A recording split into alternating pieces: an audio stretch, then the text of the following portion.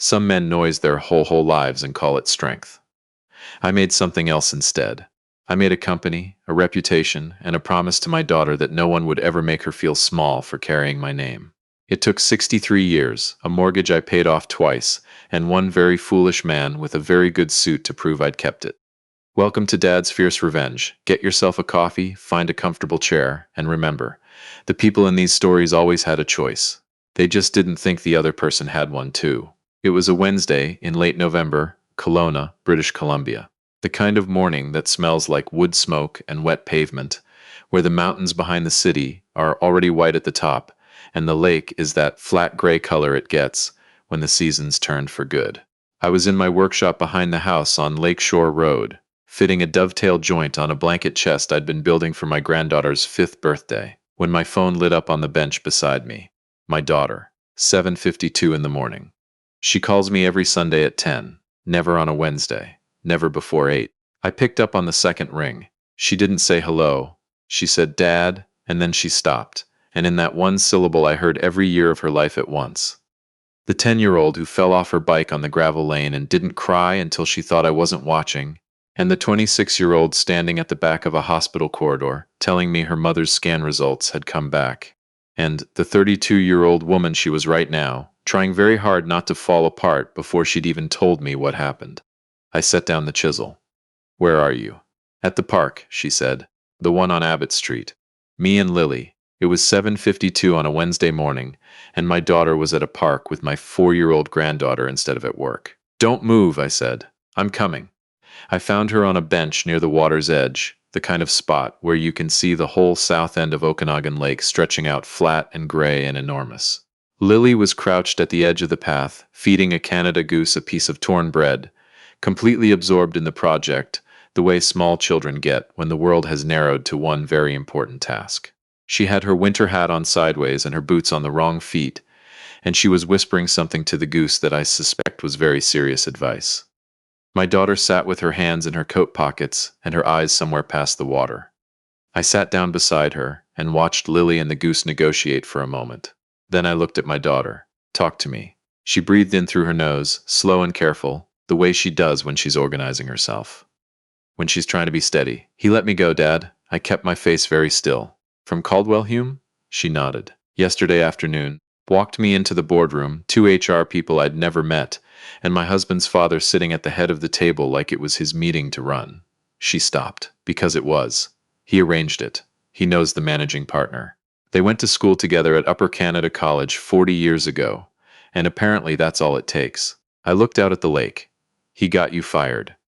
His voice, she almost laughed, but it didn't come out right. "He said the firm had to make some difficult decisions about fit and culture." She said the words like they tasted wrong in her mouth. "He said it in front of me, Dad, right in that room. Said that certain individuals brought complexity to client relationships." She swallowed. I knew what he meant. I've always known what he meant. He's been saying it in different words for 4 years. "What words this time?" She was quiet for a moment. "Then he told his son last week that my family background was a liability, that the Harmon name didn't open the right doors. That men like my father," she stopped on that, had to reset, "that men like you were fine for what you were, but that his family had spent 3 generations building something and he wasn't about to watch it get diluted." Diluted. I sat with that word. Turned it over. Let it settle. Lily looked up from the goose. "Grandpa," she announced, "he only likes the sourdough. Not the regular." "I know what you mean, sweetheart," I said. "Come sit with me a minute." She trotted over and climbed up between us and leaned against my arm, perfectly trusting, and went back to watching the goose from a distance.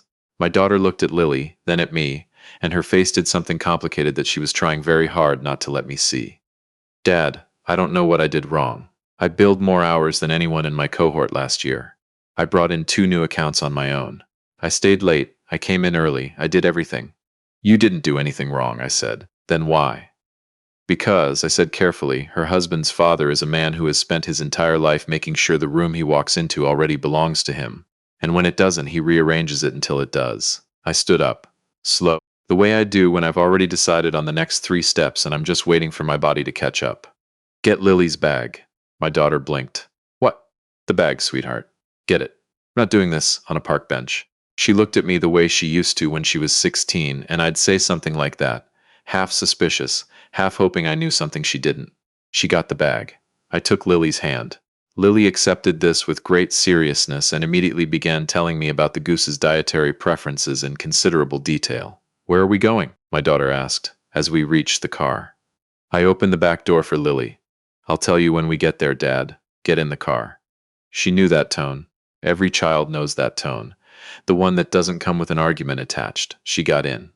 We drove south on Highway 97 and then wound up into the hills east of the city, through the industrial district near the airport, past the warehousing facilities and the agricultural supply companies and the cold storage operations that most people in Kelowna don't think much about because they're not meant to.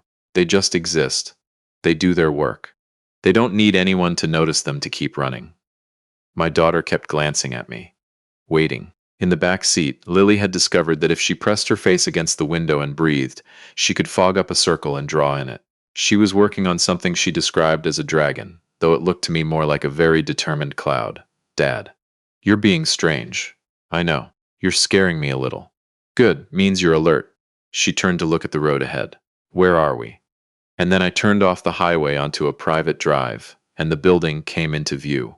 Long and low and clean, with the Harmon Breck Agriculture Group sign on the gate in simple dark letters against a brushed steel panel.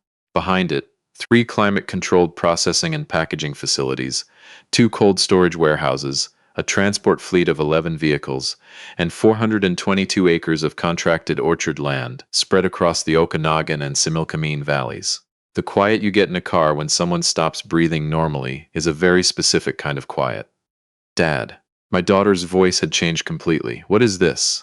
I parked, cut the engine, sat there for a moment looking at what 31 years of getting up before sunrise had built. "This," I said, "is your inheritance." I opened the car door, and we've got a procurement review at 10 that I've been meaning to reschedule. She didn't say anything. She got out of the car and stood in the cold November air and looked at the facility the way you look at something when your eyes and your brain are working at different speeds. Lily slid out after her and immediately crouched down to examine a pebble of particular interest near the front tire. The operations manager met us at the entrance. "His name is Barry. He's been with me for 16 years. He has a handshake that could stop a truck, and he took one look at my daughter and said, 'You look exactly like your father,' when he's working something out in his head." Which was exactly the right thing to say. I'll tell you the rest from the beginning, because my daughter deserved to hear it right, not in pieces, and so do you. 31 years ago, I was working produce logistics out of a rented warehouse unit in Penticton.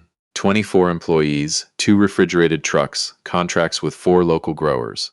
I was 42 years old, and I had a mortgage, a daughter in primary school, and a wife who believed in me with a steadiness that I have never fully been able to explain or deserve.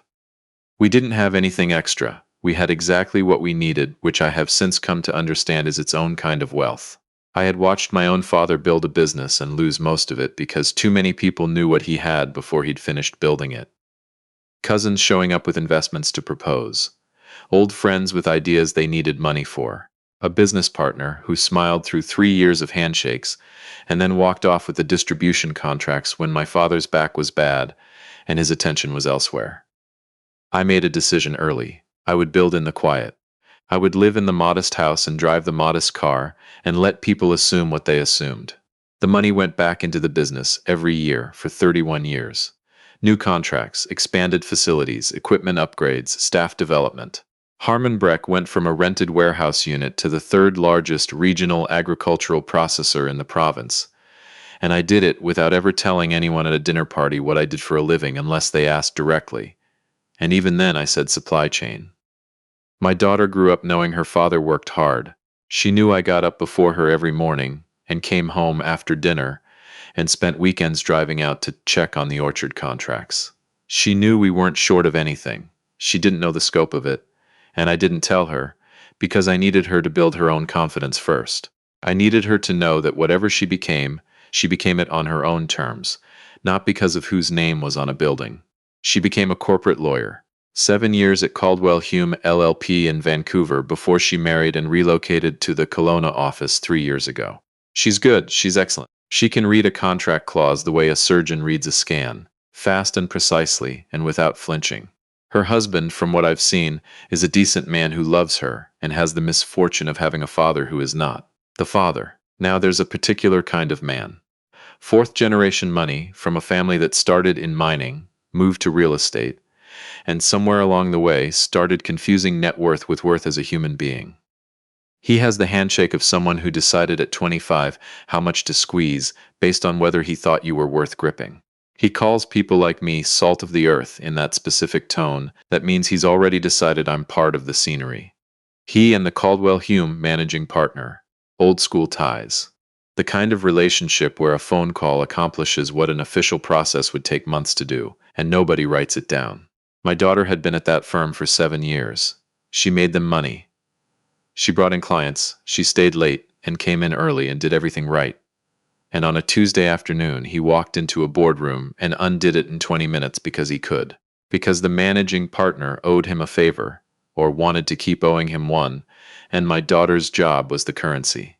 He did it because he thought we were beneath him. He did it because he thought I was a man who worked in supply chain and drove a pickup truck and didn't know the right people and couldn't do anything about it. Here's the thing about building in the quiet for 31 years. You learn exactly what you have and exactly what it's worth, right down to the last dollar and the last contract clause and the last paragraph of the last vendor agreement, and you learn who's been quietly depending on you without knowing they were doing it. I was back in my office the next morning at 6:15, corner office, second floor, windows overlooking the main processing floor below. Nothing dramatic. A whiteboard with this quarter's throughput numbers, a photograph of my daughter at her call to the bar 15 years ago, framed above my desk, grinning like she'd conquered something real, because she had a coffee mug that says "World's Okayest Farmer" that my granddaughter gave me last Christmas, which I consider one of the finest gifts I've ever received. Barry knocked at 6:30. He came in, sat down, looked at my face, and said, "Should I get a second coffee for this conversation?" "Pull the Marchetti account," I said. He didn't flinch. Just reached for his tablet. "Premier Okanagan Fine Foods?" "That's the one." Barry looked at the screen. They're mid-contract. About 14 months left on the processing and cold storage agreement. He paused. "They run about $1.8 million through us annually on the peach and apple lines alone. And that's before the cherry season numbers. $1.8 million. You know what's interesting about that number? The man who got my daughter fired, his family's food distribution subsidiary, the one that handles their higher-end retail clients across BC and Alberta, has been moving product through Harmon Breck cold storage and processing for 9 years. He's been at dinners where he implied I was background noise, while his family's quarterly margins were being protected by my refrigeration units. He called my bloodline a liability. He spent 9 years shipping product through my loading docks. I almost smiled at the window, almost. "I'm not canceling the contract," I said. Barry waited. "I'm initiating a vendor performance review." I leaned forward. "Pull every clause related to our right to audit and evaluate existing supply chain partnerships. I want a formal notice drafted, standard language, notifying Premier Okanagan Fine Foods that Harmon Breck is conducting a comprehensive operational review of all current vendor and client relationships, effective immediately. Standard procedure. Payment scheduling under review pending assessment outcomes." Barry nodded slowly. "It's in the master agreement. Schedule C, Section 7. "I know it is," I said. "I wrote it." He looked up. "And who's leading the review process on our end?" I was quiet for a moment. "Then the new Director of Strategic Partnerships." Barry blinked. We do as of this morning." I called my daughter at 8:15. She answered on the first ring. She'd been up. "How's Lily?" "Still asleep." She barely paused. "Dad, I've been thinking about yesterday and I want to understand what—" "I need you in the office at 10, I said. "Business professional. Bring a notebook, not your phone. We're going to walk the floor together. I'm going to introduce you to the team, and then we're going to sit down and I'm going to show you what I've been building and what your role in it looks like." Silence. "Dad, I'm a corporate lawyer. I don't know anything about agricultural processing." "You know how to read a contract better than anyone I've ever hired," I said. "You know how to walk into a room and stay steady when the other person is trying to unsettle you. You know how to show up, that's the job. The rest I'll teach you." Another pause. Longer. "What exactly is the role?" "Director of Strategic Partnerships," I said. "Compensation package will be on the desk when you get here." She was quiet again. I could hear her thinking. The same way she used to think at 12 when she was working out whether something was a trick question. Is this real? She asked finally. It's very real. One more beat of silence. 10 o'clock, she said. Don't be late. She walked in at 9:57. I watched her from the processing floor through the upper windows before she saw me. Watched her stop just inside the main entrance and look up at the ceiling. 40 feet, industrial lighting, conveyor lines running in steady parallel rows, a team of 62 people moving through the facility with the kind of efficient rhythm that only comes from years of culture. She stood there for a moment, and I watched her do the math. Watched her recalculate something she thought she already knew. Barry met her at the door and brought her to me. When she reached me, she looked at me with an expression I don't have quite the right word for. Not angry, not surprised, exactly. Something quieter and more complicated than both of those. She said, very calmly, how long? 31 years. She looked around the floor again. I watched her count the employees, the lines, the square footage. You drove a 2003 Ford F-150 for 11 years, she said. Still have it. She almost laughed. Almost. Mom knew? Enough of it, I said. She knew the important parts. She also understood why we kept it quiet. Money changes things, sweetheart. The wrong people find out what you have, and suddenly everyone has a handout and a story and a reason. I wanted you to build yourself first. Know that whatever you were, you built it on your own. And you did. She was quiet while we walked the floor. Two people asked if she was my daughter, and when she said yes, they both told her separately that she had her father's eyes, which she accepted with the particular graceful weariness of someone who has been told this their entire life. We ended up in my office. I poured coffee. I spread three things on the desk in front of her: the financials summary, the organizational chart, and the Premier Okanagan Fine Foods file. She picked up the third one, looked at the company name, set it down again very carefully, the way you set down something that might be fragile. That's his family subsidiary, she said. It is. She looked at me. They're a client here. Have been for 9 years. She was very still for a moment. Then, while he was sitting at his dinner table telling his son that the Harmon name didn't open the right doors. The room was quiet in the particular way rooms get when something true has been said out loud for the first time. She picked up the Premier Okanagan file again and opened it properly this time. Began reading. She read the way she always has, fast and focused, finger moving along the lines. Nothing wasted. I watched her face when she found the vendor review notice. Watched her read the clause. Schedule C, Section 7. Watched her look up. Who drafted this? Barry started it. I finished it. She looked at the document, and the review is being conducted by. I slid the offer letter across the desk. She read it. Director of Strategic Partnerships, Harmon Breck Agriculture Group. The compensation figure at the bottom was on a different scale from anything she'd seen at Caldwell Hume, and she'd been doing well at Caldwell Hume. Her hands were very still on the paper. Dad, I've never done anything like this. I don't know these accounts. I don't know the clients. I don't know. You know how to read a contract, I said. You know how to walk into a room and not flinch when someone across the table is trying to make you feel small. I paused. You fixed that man 4 years of family dinners. You showed up to every event, every introduction, every occasion he arranged to remind everyone where he thought the hierarchy sat. You did it professionally and without complaint, and you kept your dignity the whole time. I leaned forward. That's character, sweetheart. That's what this job actually requires. The agricultural industry knowledge I can give you. The character you already brought. She stared at the offer letter for a long moment. I waited. Then she said, when he gets the vendor review notice, he's going to know something is wrong. He'll make some calls, I agreed. He'll ask around. He'll start to put it together. Eventually. She looked at me. And then he'll call you, I said. And you'll be the one who decides how that conversation goes. The silence that followed was the most useful silence I'd felt in a long time. My daughter reached across the desk, picked up my pen, and signed the offer letter. The vendor review notice went out at 3:45 that Thursday afternoon. By Friday morning, I had 2 missed calls from a number I recognized. I let them both go to voicemail. He wasn't ready to have the right conversation yet, and neither was I. He needed to talk to my daughter first, and my daughter, for the first time in 4 days, was sleeping fine. She was standing when he came in. Not positioned for power, not performing anything. Just standing, coat on, the Premier Okanagan file on the desk in front of her. Afternoon light coming in gray and flat through the windows, the Okanagan Valley going brown and white beyond the glass.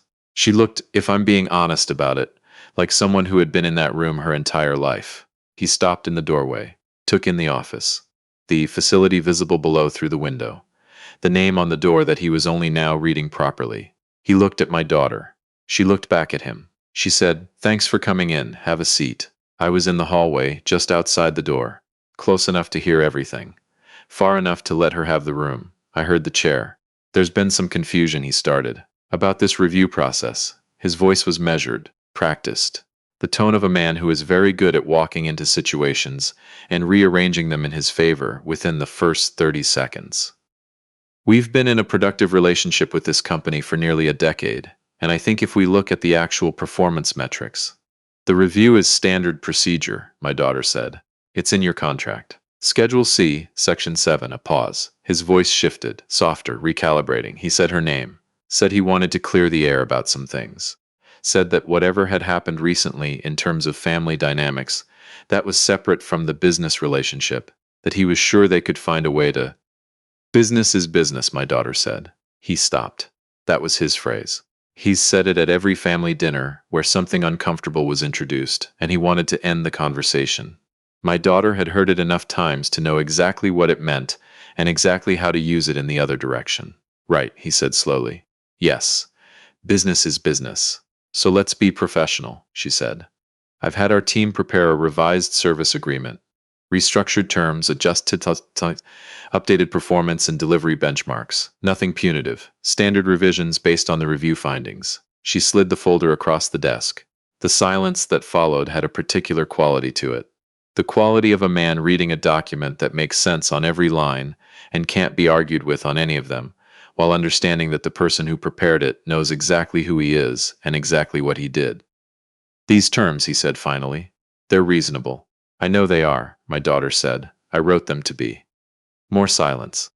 Then his voice changed again. Something beneath it that hadn't been there when he walked in. Something older and quieter, like a man who has just understood something that's been true for a long time and has only now caught up to him. He said her name again. Said, "What I told my son. About your family. About..."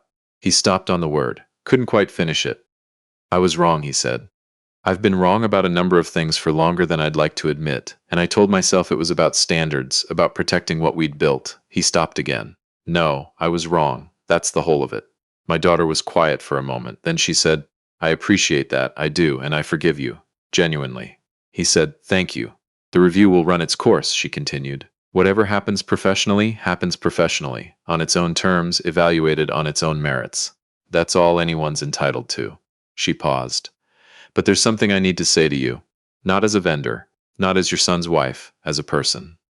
I stopped breathing in the hallway. "My father built something," she said, 31 years. In the quiet, without asking anyone's permission or waiting for anyone's approval. He lived in a house he owned. He drove a truck he paid cash for. He built something real, and he built it for our family, for our name, for Lily. I heard her voice stay steady through every word. "You looked at us and decided we weren't worth taking seriously. You made a phone call that cost me my career. You sat at my dinner table for 4 years and you'd already decided what we were." She paused. "And you ended up sitting across from me, in our building, reviewing a contract that determines whether your subsidiary supply chain holds together next season." Nobody moved. Nobody spoke. Then she slid something across the desk. "My father taught me," she said, "that real power doesn't need to announce itself." 8 seconds of silence. I counted them. Then the quiet sound of a pen on paper. He signed. My daughter signed after him. Calm. The way you sign something you've already decided. Nobody said anything else that needed to be said. I walked downstairs, not into the office. I was never going into that office. I walked out through the side door into the cold Okanagan afternoon, stood next to my old F-150 in the parking lot, and looked up at the sky for a while. The mountains to the west were turning purple in the early dark. The lake would be invisible from here, hidden behind the hills, but I knew where it was, 31 years. I thought about my father, pressing money into my hands across a kitchen table in Penticton with everything he had in his face. I thought about my daughter at her call to the bar, grinning like she'd just walked through a door and found something extraordinary on the other side. I thought about Lily, crouched in the November cold, gravely advising a Canada goose about bread preferences, wearing her boots on the wrong feet and her hat sideways and completely certain that the world was a reasonable and manageable place because the people around her had made it so. Liability, he'd said. The wrong family. The wrong name. This was the name. A grandfather who built in the quiet for 31 years. A daughter who walked into a room that should have been the worst day of her career and turned it into the first day of something else. A granddaughter who didn't know yet what was being held for her, but would grow up inside the proof of it. There is no dinner party, no school tie, no old favor between old men that measures any of that. I got in my truck, started the engine. The heater took a minute to warm up, the way it always does. I didn't mind. I drove home through the hills the way I've driven home for 31 years. Quietly, completely, still here.